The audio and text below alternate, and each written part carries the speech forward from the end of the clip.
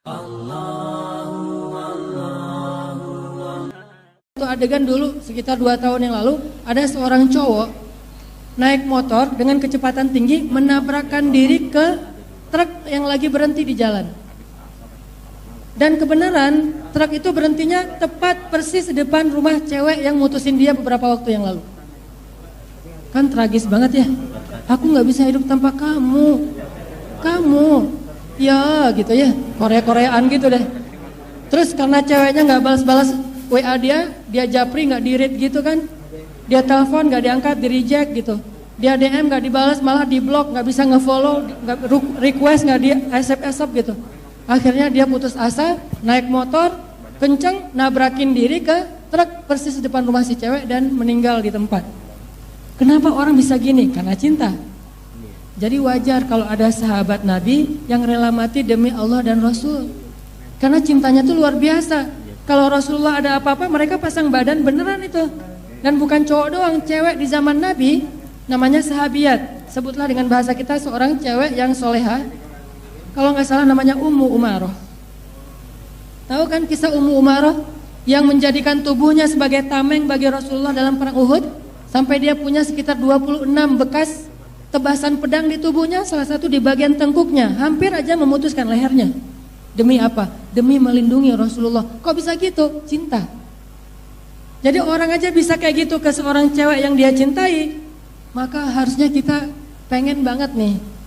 Gimana ya? Saya juga penasaran. Gimana ya rasanya jatuh cinta ke Allah? Gimana ya rasanya jatuh cinta ke Nabi? Kok kita bisa banget sih jatuh cinta ke makhluk, tapi kok belum bisa jatuh cinta ke Allah? Ini kan kayak agak kurang fair sama Allah ya.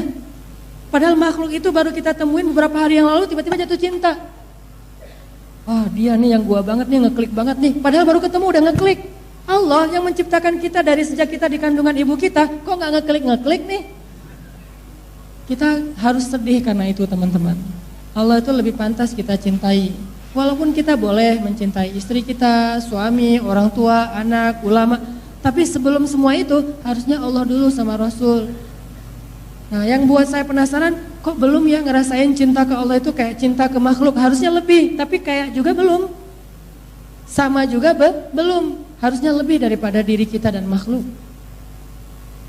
Sehingga para sahabat rela mati demi Rasulullah. Dia pasang badan, ditebas oleh musuhnya, dia nggak masalah, yang penting Rasulullah selamat. Begitu perang Uhud sudah usai, kemudian para sahabat yang terluka ini masing-masing dibawa ke tenda untuk dirawat.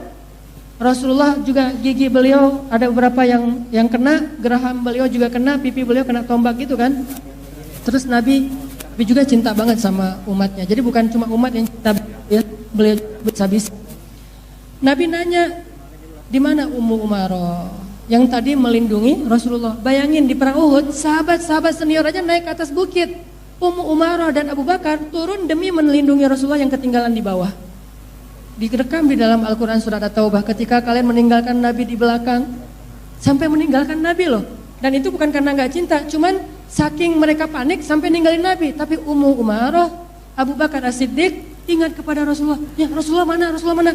Dia dilihat Rasulullah di antara musuh di belakang sendiri, langsung Ummu Umaroh menyambar ke arah Rasulullah dan menjadikan tubuhnya sebagai tameng bagi Rasulullah. Ditebas oleh musuh, ditombak, dipanah, dia tahan dengan tubuhnya. Kok bisa kayak gitu?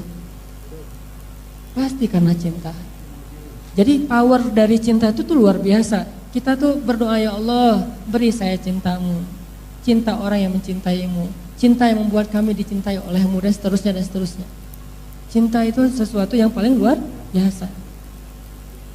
Sampai akhirnya pas Nabi datang ke tendanya Ummu Umaroh, pengen ngelihat kondisi Umaroh yang tadi kena luka sampai 26 bekas luka. Nabi memberi salam dulu, Assalamualaikum.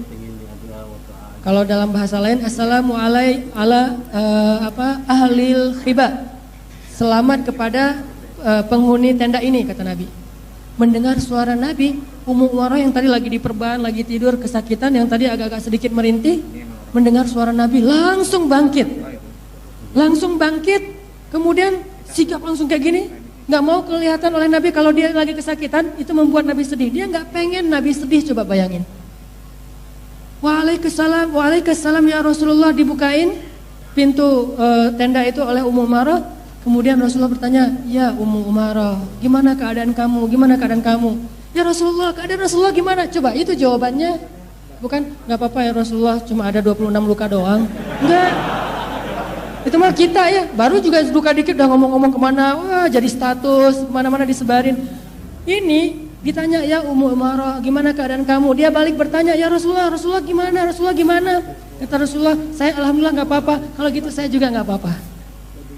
Tapi kalau Rasulullah sakit, saya lebih sakit. Kalau Rasulullah sehat, saya sehat. Enggak apa-apa ya Rasulullah, enggak ada. Itu kenapa diperban? Enggak, ini mah biasa aja lah, udah.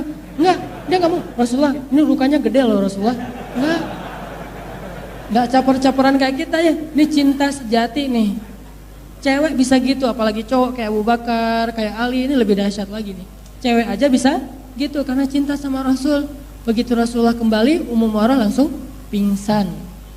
Sadarkan diri setelah beberapa saat, kemudian beliau dapat berita bahwa Rasulullah ngejar musuh lagi tuh. Jadi perang Uhud itu bisa dibilang bukan kalah, karena ulama nggak setuju kalau perang Uhud itu kalah. Yang disebut perang Uhud itu bukan kalah, tapi kebobolan. 2-1. Kalau yang lain tuh 2-0 telak ya. Kalau ini 2-1. Menang, kebobolan, menang. Rasulullah nggak pernah kalah perang.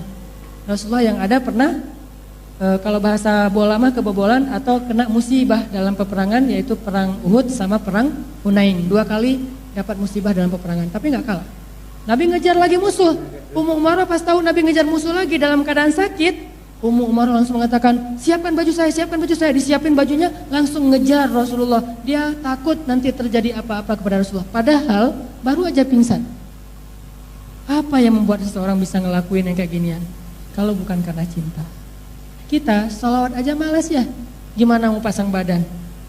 Suruh misalnya disebutin nama Nabi, kita bilang sallallahu alaihi wasallam. Itu aja kadang-kadang kayak ngegampangin gitu, sholawat doang. Padahal dari situlah kita belajar cinta pelan-pelan nih, sholawat dulu, terus naik lagi ikut sunnah Nabi, naik lagi seterus sampai akhirnya mudah-mudahan kita rela mati demi melanjutkan perjuangan Rasulullah sallallahu alaihi wasallam. Cinta. Makanya Nabi mengatakan salatun man kunna fih wajada halawatal iman. Ada 3 hal yang kalau seseorang dapat, dia akan ngerasain iman itu indah banget. Iman itu indah banget. Apa 3 hal itu? 2 cinta, 1 benci. Pertama cinta kepada Allah dan Rasul, kedua mencintai orang-orang solih, yang ketiga benci kepada dosa di masa lalu. Kalau kita bisa dapetin 3 itu, kita bakalan ngerasain hijrah kita itu nikmat. Benci dengan masa lalu, benci dengan kisah-kisah kita ketika masih sekolah dulu. Bencinya bukan ke orangnya, tetapi kepada perbuatan kita. Ke orang mah nggak boleh benci, ke perbuatan kita sendiri. Jadi jangan disimpan memori masa lalu di Facebook, jangan disimpan di album. Kalau kita masih nyimpan, atau nggak nyimpan tapi nyari, dia nyari, dia kira-kira akun dia sekarang apa ya, nyari gitu ya, cari nama aslinya nggak dapat, dia senangnya apa ya, cari nama kue yang dia senangi nggak dapat juga, pokoknya semua hashtag dicari, berarti belum meninggalkan atau move on dari masa lalu. Yang 1 dan 2-nya cinta kepada Allah, Rasul, kemudian orang-orang. Itu kekuatan banget teman-teman. Kayak cintanya Imam Malik kepada Rasulullah. Imam Malik itu cinta banget sama Rasulullah. Makanya beliau tinggalnya di Madinah karena pengen dekat dengan Rasulullah. Saking cintanya Imam Malik, beliau itu sangat hati-hati kalau ngomongin tentang Rasulullah. Walaupun ini bukan masalah wajib dan enggak, tapi masalah ekspresi masing-masing orang kan beda-beda dalam mencintai. Ada yang mencintai itu dengan perhatian, ada yang mencintai itu dengan puji-pujian, ada yang mencintai itu dengan pengen mirip, kan gitu ya. Orang kalau mencintai kan macam-macam ya. Ada yang misalnya dia cinta sama seorang artis gitu, atau ngefans banget lah, nggak usah cinta deh, ngefans aja dulu. Ngefans doang, itu kadang-kadang muji-muji, pengen selfie, atau pengen mirip dengan dia, kalau dia pakai apa kita pakai apa, atau perhatian, dia tuh senangnya apa, dan seterusnya, kan gitu kan ekspresi cinta mah. Ke Allah dan Rasul juga gitu. Ada yang cinta ke Rasul dengan sering salawat sama Nabi karena cinta banget. Salawat sehari dia salawat sampai 1000 kali. Itu muji-muji kan? Ada yang ekspresi cinta ke Nabi itu pengen mirip banget sama Nabi. Nabi pakai apa, dia pakai apa. Nabi kayak gimana, jalannya dia kayak gitu. Sampai ada sahabat namanya Ibnu Umar, anaknya Umar bin Khattab, pernah ngelakuin satu trip gitu, perjalanan sama teman-temannya. Lagi, kalau bahasa kita mungkin lagi off-road ya. Ini lagi off-road nih sama teman-temannya. Abdullah bin Umar, kita off-road ya udah lama. Oh ya, kemana? Ke Lampung misalnya. Lintas Sumatera, off-road aja nih. Pas lagi off-road, ngelewatin satu tempat, Ibnu Umar terus bilang gini, kita berhenti di rest area itu aja ya. Kata teman-temannya, Abdullah, ngapain sih berhenti di rest area itu, kan airnya sedikit, rest area nggak keren, nggak ada KFC-nya, nggak ada McDonald-nya, nggak ada tempat istirahatnya, wudunya nggak nyaman, masjidnya nggak, gitu-gitu deh pokoknya. Bukan rest area favorit, rest area biasa aja yang biasanya dipakai untuk parkir truk, parkir mobil-mobil barang gitu. Ngapain sih di situ? Mending kita yang rest area yang lain aja. Kata teman-temannya Abdullah mah. Apa kata Abdullah? Dulu ketika saya off-road sama Rasulullah tuh berhentinya di sini. Dan saya tidak mau mengganti tempat yang lain karena saya cinta kepada Rasulullah SAW. Gitu doang coba. Masalah rest area doang, pengen sama Nabi. Nabi berhenti di mana? Dia berhenti di situ. Gitu kan orang kalau cinta mah pengen sama banget ya, sampai cara ngomongnya segala macam. Nabi itu saking cinta sama Khadijah, itu Nabi kalau dengar orang ngomong kayak Khadijah itu langsung cari-cari di mana, saking cintanya kepada Khadijah, ekspresinya macam-macam. Ada lagi sahabat sengaja beli sendal yang ada ikat belakangnya. Kalau bahasa Arab diistilahkan dengan sibtiyah. Sibtiyah itu sendal yang ada ikat belakang terbuat dari kulit dan bludru. Itu namanya sibtiyah. Dia beli itu ke Syam. Nanti kalau lo ke Syam, gua pesan oleh-oleh ya. Apa? Sibtiyah. Kenapa sih harus sibtiyah? Kan udah nggak zaman lagi sibtiyah, sekarang udah ganti dengan yang tren-tren baru. Dia bilang itu sendal kesukaan Rasulullah dan saya pengen sama Nabi. Sendal aja pengen sama Nabi, dan itu ekspresi bebas. Artinya mereka cinta sama Nabi sampai gitu-gitu banget gitu. Ada lagi yang cinta sama Nabi dengan Imam Malik tadi ceritanya. Imam Malik tuh kalau lagi ngomongin hadis, beliau nggak akan bicara hadis kecuali dalam keadaan berwudu. Jadi pernah Imam Malik lagi dalam satu perjalanan sama murid. Di tengah jalan muridnya nanya, ya Syekh boleh nanya nggak? Apa kata Imam Malik? Saya penasaran ini hadisnya artinya apa sih?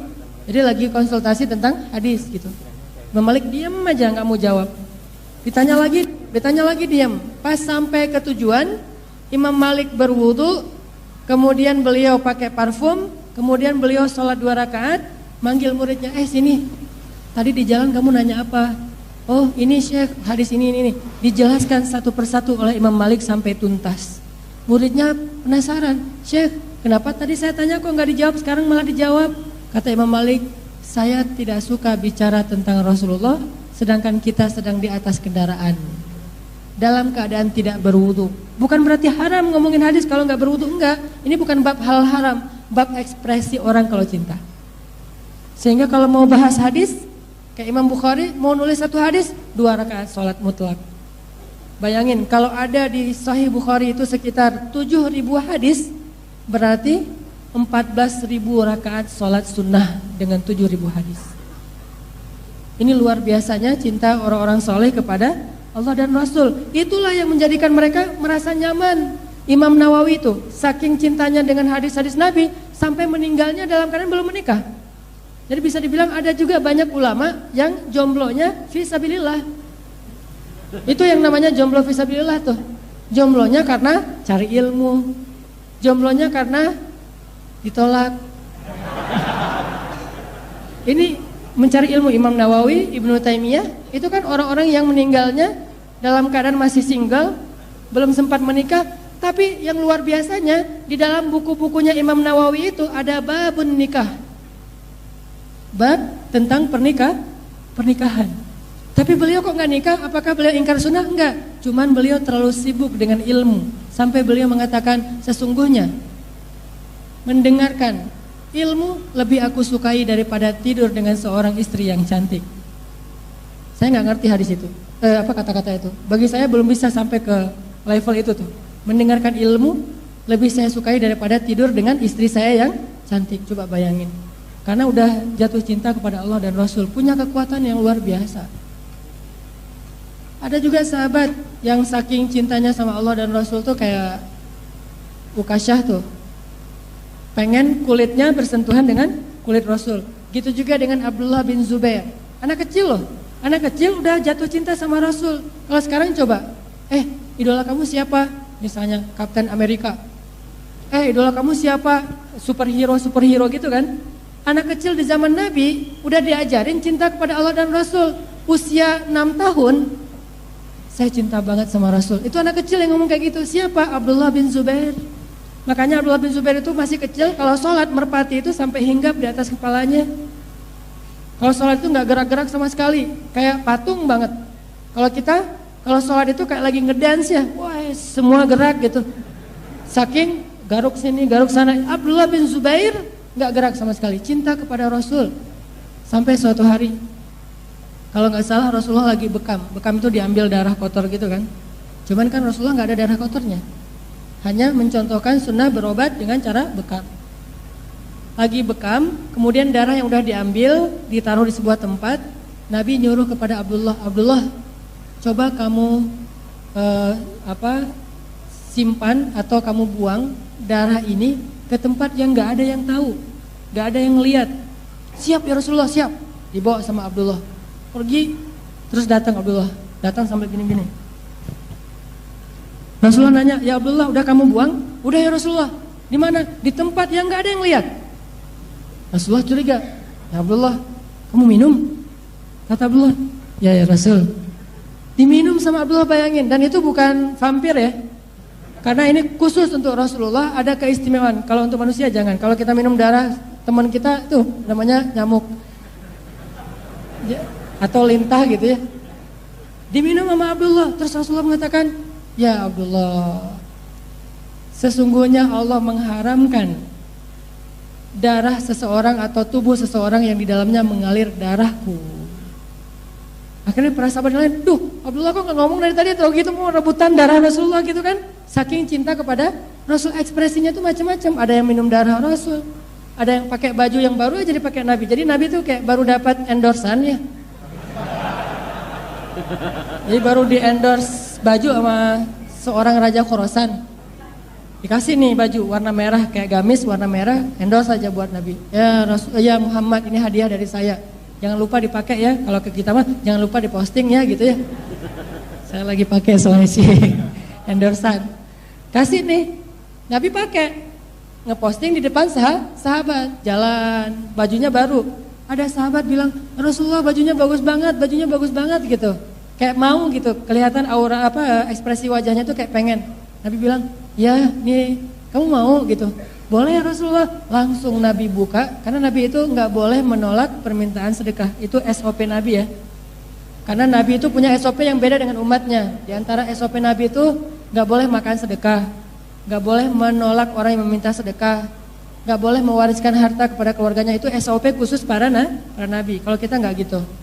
Nah, Nabi buka bajunya dikasih ke dia, dipakai sama dia. Nabi pulang dalam keadaan tidak pakai baju, demi menghadiahkan baju itu kepada orang yang meminta. Dan itu terjadi di puncak musim dingin, bayangin. Dan di Madinah, dingin Mekah Madinah itu beda banget teman-teman. Kalau yang udah pernah umrah pasti tahu bedanya tuh. Mekah dingin doang, Madinah dinginnya itu nusuk-nusuk karena angin dari padang pasir. Nabi di Madinah gak pakai baju, pulang ke rumahnya gara-gara baju itu dikasih ke orang yang meminta. Nabi menggigil gitu pulang ke rumah. Terus sahabat-sahabat yang lihat adegan itu gak tega sama Nabi, bilang, kamu kok gitu banget sih sama Rasulullah, kasihan tahu Rasulullah pulang gak pakai baju. Emangnya kamu gak bisa minta baju yang lain gitu? Saya juga punya baju kalau kamu butuh baju yang bagus-bagus. Kata dia, bukan itu masalahnya. Bukan brand apa yang kamu pakai. Kamu boleh aja pakai brand-brand yang keren, tapi brand yang kamu pakai itu belum pernah kena keringat Rasul.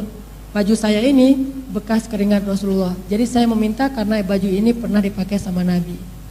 Orang kalau cinta bisa gitu, ngefans aja bisa gitu kan. David Beckham main, kan keringat-keringat tuh.